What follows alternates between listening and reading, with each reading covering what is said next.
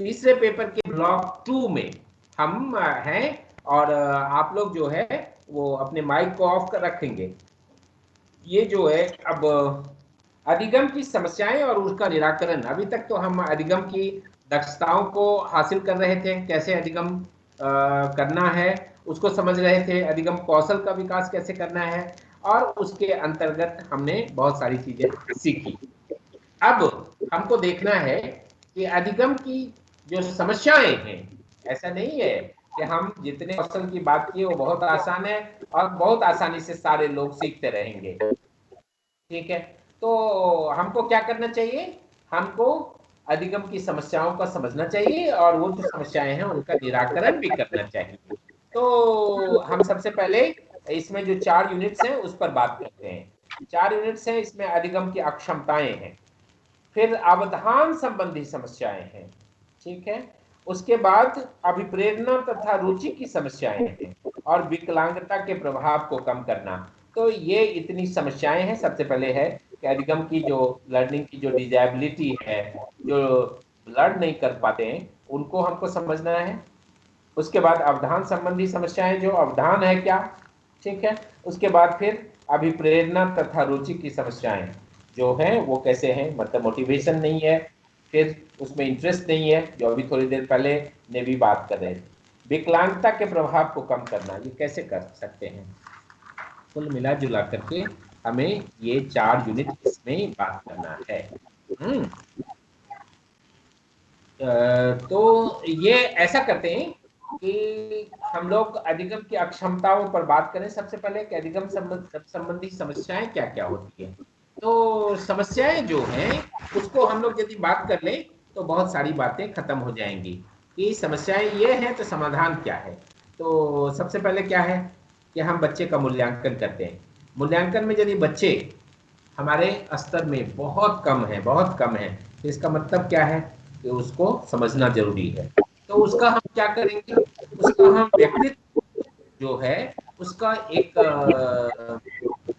व्यक्तिगत वृत्त अभिलेख बनाएंगे, मतलब केस हिस्ट्री का एक रिकॉर्ड बनाएंगे। ये कितना पढ़ता है, गाँव घर में जाकर के पढ़ता है कि नहीं पढ़ता है, स्कूल आने में इसको मन लगता है कि नहीं मन लगता है, ठीक है ना। इस तरीके से उसका एक केस हिस्ट्री बनाएंगे, और उसके बाद एक सामान्य योग्यताओं का मूल्यांकन करेंगे। ठीक है, उसकी सामान्य योग्यताएं मतलब एक लर्निंग के लिए जो मिनिमम चीज होना चाहिए वो है या नहीं है, उसको भी हम तो देखेंगे। और उसके बाद हम इस ब्लॉक में आपको स्तर 1 और स्तर 2 ये 2 परीक्षण दिए हुए हैं, ये 2 परीक्षण करके उसको हम देख सकते हैं। इसके बाद उपचार क्या है, मूल्यांकन तो कर लिया बच्चे का, इसको पढ़ने में मन नहीं लगता है तो क्या करना है। अभी नेवी थोड़ी देर पहले पूछ रही थी, हमने उपचार भी कुछ बताया था। और ये उपचार जो है, उपचार संबंधी आपको कार्यनीति तैयार कर लेनी है कि इनका उपचार कैसे करना है। यदि इसकी मनोवृत्ति एटीट्यूड नहीं है पढ़ने की, इसका इंटरेस्ट नहीं है पढ़ने का, तो हमको देखना होगा उसकी केस हिस्ट्री तैयार करके कि इसका ज्यादा से ज्यादा समय किस में बीतता है, ये क्या करते रहता है, इसको क्या करने में ज्यादा बढ़िया लगता है, इसको हमको समझना चाहिए। फिर हम उसके मुताबिक इसका उपचार कर सकते हैं। ठीक है, अच्छा, जब जब समस्याओं का हम ये विश्लेषण करेंगे तो इसमें बहुत सारे बाह्य कारक हैं, एक्सटर्नल फैक्टर्स हैं, और बहुत सारे आंतरिक मतलब इंटरनल फैक्टर्स हैं। उसमें बाह्य कारक जो है मनोवैज्ञानिक कारक हैं, उसके बाद सांस्कृतिक कारक हैं और शैक्षिक कारक हैं, ये एक्सटर्नल फैक्टर्स हैं। लेकिन जब इंटरनल फैक्टर की बात करेंगे तो उनकी जो योग्यता है बहुत निम्न स्तर की है, मतलब सामान्य जितनी होनी चाहिए वो है नहीं। उसके बाद वो ध्यान तो देते ही नहीं है, उसके बाद अटेंशन उनका नहीं है, अवधान, ठीक है। और उसके बाद प्रत्यक्षीकरण, वो जो है किसी चीज को प्रत्यक्ष तौर से जानना नहीं चाहते। और पढ़ने लिखने संबंधी उनकी जो समस्याएं हैं ये सब आंतरिक कारक हैं।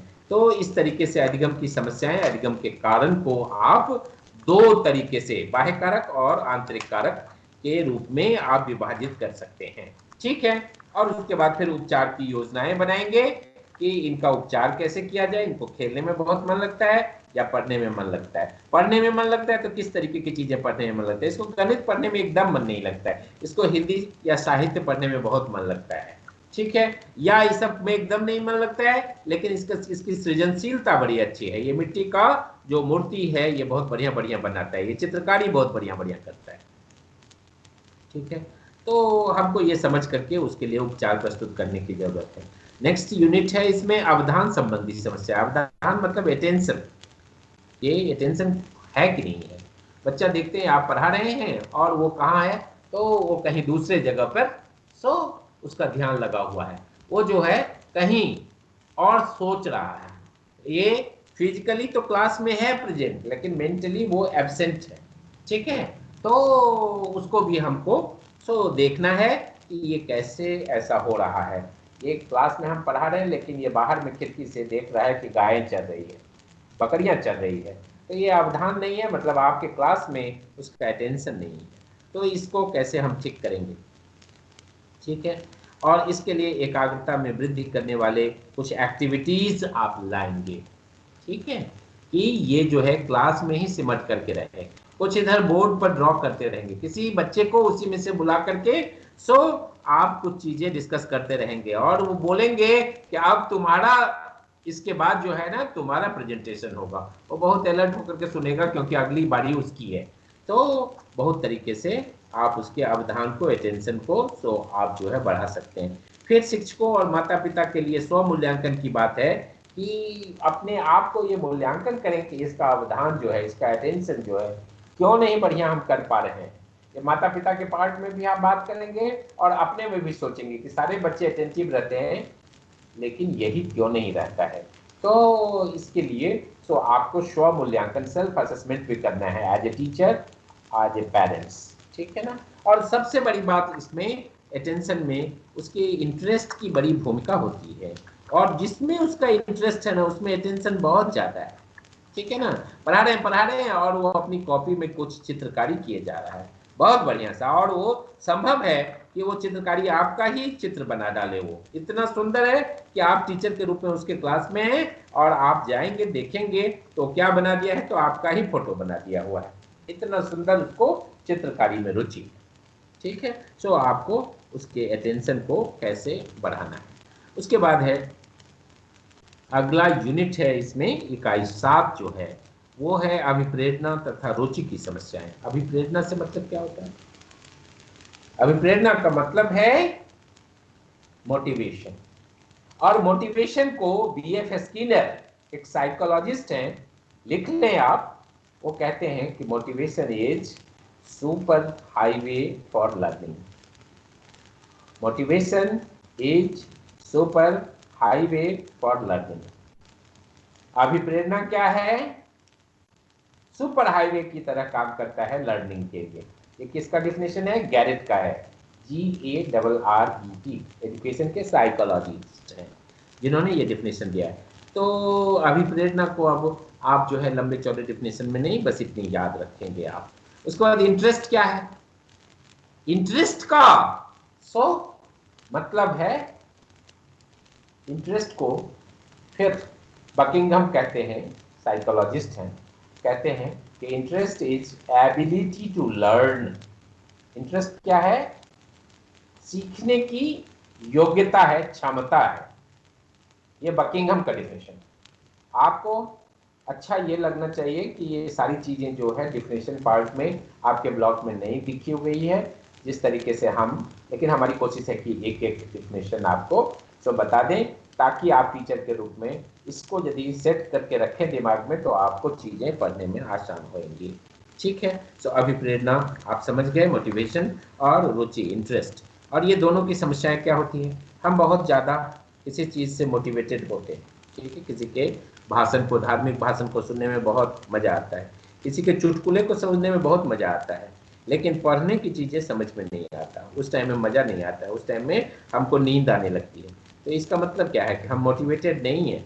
तो मोटिवेटेड नहीं है तो लर्निंग नहीं होगा, मतलब सुपर हाईवे पर हम नहीं जा सकेंगे। यदि मोटिवेटेड हैं तो किसी चीज़ को लर्न करने में जो दूसरों को 1 घंटा लगता है, हम आधा घंटा में उसको लर्न कर सकते हैं। यदि हमें इंटरेस्ट है तो हमारा मोटिवेशन बहुत आगे रहेगा, क्योंकि हमको उस चीज़ में इंटरेस्ट है। इंटरेस्ट है तो हम मोटिवेटेड हैं। ठीक है ना, इंटरेस्ट और मोटिवेशन दोनों ही चीज़ें जो है बहुत जरूरी है। लर्निंग के लिए, ठीक है ना। सो मैंने इंटरेस्ट को भी बताया, लर्निंग को भी बताया। उसके बाद जो है लास्ट जो यूनिट है इसमें 103 में, वो है एक इसी यूनिट में दिया हुआ है, मैस्लो की आवश्यकता संबंधी एक क्रम सूची दी हुई है। ये क्रम सूची जो है, ये मैस्लो की आवश्यकता, मैस्लो की हायरार्किकल नीड्स, मतलब जो हमारी आवश्यकताएं हैं उसकी हायरार्की, उसका वर्गीकरण इस प्रकार से किया गया है कि कोई बहुत अर्जेंट है, कोई उससे कम अर्जेंट है, फिर उससे कम, उससे कम, ऐसे करके ये त्रिभुज बना करके, ट्रायंगल बना करके मैस्लो की आवश्यकता संबंधी एक क्रम सूची दी गई है, हायरार्की दी गई है। तो जो जो क्या है आपके लिए मोटिवेशन और इंटरेस्ट को तय करने में बहुत अच्छा काम करता है, और हम इससे बच्चों का मोटिवेशन लेवल बढ़ा सकते हैं, इंटरेस्ट बढ़ा सकते हैं। उसके बाद अगला यूनिट है इसमें विकलांगता के प्रभाव को कम करना। तो ये जो विकलांगता है वो क्या है, कोई मेंटली विकलांग हो सकता है, कोई फिजिकली विकलांग हो सकता है, और उसमें अलग अलग प्रकार की विकलांगता, किसी को श्रवण क्षतिग्रस्त बच्चा है, किसी का वाक दोष ग्रस्त बच्चा है, मैंने ठीक से बोल नहीं पाता है, किसी का दृष्टि दोषग्रस्त बच्चा है, आंखें उसकी पूरी पक्की काम नहीं करती, कोई तो पूरी तरह से बंद है, कोई विकलांग बच्चा है जो ठीक से चल नहीं पाता है, किसी को सेरिब्रल पल्सी है, किसी का जो स्पाइनल है वो कॉर्ड वो ठीक से काम नहीं करता है। तो ये इस तरीके की विकलांगता इसमें दी हुई है। श्रवण किसी का क्षतिग्रस्त है, किसी का वाक दोष जो है वो है, किसी का दृष्टि दोष है, किसी का विकलांग है, कोई शारीरिक और अन्य दोषों से ग्रस्त है, मतलब उसको समायोजन की समस्याएं हैं, वो बच्चों के बीच में एडजस्ट नहीं कर सकता, ठीक है ना। तो आपको क्या करना पड़ेगा, उसको सारे बच्चों के साथ इंटीग्रेट करना पड़ेगा, उसके आत्मसम्मान को विकसित करना पड़ेगा, और आपको वैसे बच्चों के लिए सामान्य बच्चों की तरह अभिवृत्तियों को विकसित करना पड़ेगा। ये आपको विकलांगता के प्रभाव को कम करने के लिए करना पड़ेगा। यदि श्रवण क्षतिग्रस्त बच्चा है तो उसको सुनने में दिक्कत होती है, तो उसको डॉक्टर से दिखा करके क्या करना चाहिए, माता पिता को एडवाइस करना चाहिए कि इसको हियरिंग के लिए जो इंस्ट्रूमेंट मिलते हैं वो दे दीजिए, नहीं तो इसको क्लास में सुनने में दिक्कत आती है। बाक दोष जो ग्रस्त बच्चा है उसको स्पीच थेरेपी के लिए भेजना पड़ेगा। फिर उसी तरीके से जो देखने में जिसको दिक्कत हो रही है बच्चे को, इतना टीवी भी देखता है कि आजकल तो चश्मा छोटे बच्चे को लग जाता है, तो दृष्टि दोष की जो समस्या है उसके लिए उसको दिखाना चाहिए आई के डॉक्टर से, ठीक है। विकलांगता किस प्रकार की विकलांगता है इसको देखना चाहिए, सेरिब्रल पल्सी का बच्चा है या स्पाइनल कॉर्ड का प्रॉब्लम है, ये सब देख करके वैसे डॉक्टर से आप उसको एडवाइस करें कि उनके माता पिता ले जाएं। फिर यदि एडजस्टमेंट का प्रॉब्लम है, आता है स्कूल में जब से आया तब से खाली झगड़ा किए जा रहा है, जिससे किससे झगड़ा किए जा रहा है, तो क्या होता है कि एडजस्टमेंट का प्रॉब्लम है, तो फिर आप दूसरे बच्चों के साथ उसको एडजस्ट करने के लिए उसके माता पिता और सारे लोगों को थोड़ा सा ये समझाएं कि कैसे इसका एडजस्टमेंट पढ़ाया जाए। तो इस तरीके से विकलांगता के प्रभाव को भी आप कम कर सकते हैं। तो कभी कभी क्वेश्चन होता है कि बच्चों में विकलांगता कितने प्रकार की होती है और इसके प्रभाव को आप टीचर के रूप में कैसे ठीक कर सकेंगे, इस तरीके के प्रश्न आपको पूछे जाते हैं। तो इस तरीके से हमने इस दूसरे ब्लॉक में जो NES 103 का दूसरा ब्लॉक है, इसमें लर्निंग की जो समस्याएं हैं, अधिगम की समस्याएं और उनका निराकरण आपको बताया, जिसमें अधिगम की क्षमताएं को बात किए, अवधान माने अटेंशन संबंधी जो प्रॉब्लम्स है उसको बात किया, इंटरेस्ट और मोटिवेशन संबंधित जो प्रॉब्लम है उसको हमने बात किया, और विकलांगता के प्रभाव को हमने कम करने के लिए बात किया। इस तरीके से हमने NES 103 का ये चारों ब्लॉक बात किया, और अब हम लोग इसको तीसरे पेपर को जो डिस्कशन में था उसको हम लोग यहीं पर समाप्त करते हैं।